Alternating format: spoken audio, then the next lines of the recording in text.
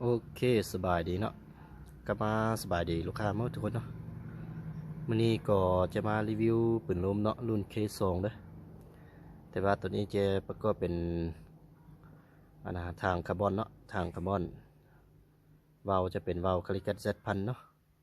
หรือว่าวาล์วปรับในเนาะ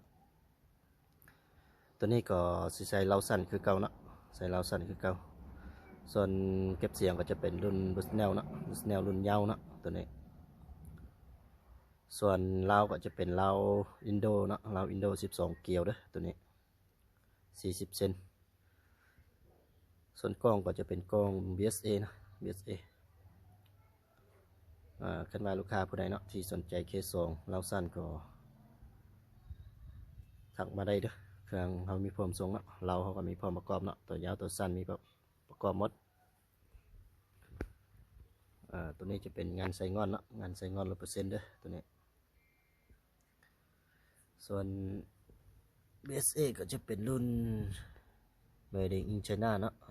Made in China ขนาดก็จะเป็น4-14คูณ44ทับ3ทับ30เนาะทับ30บ่มีไฟในเลนเนาะบ่มีไฟในเลนขยายตามซูมเด้อรุ่นนี้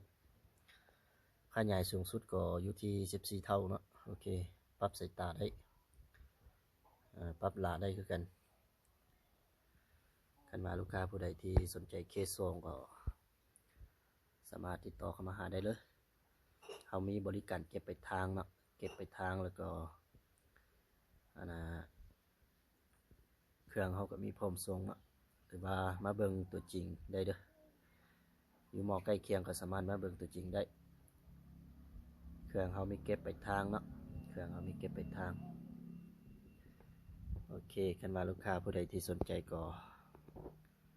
สามารถติดต่อเข้ามาหาได้เลยเด้อ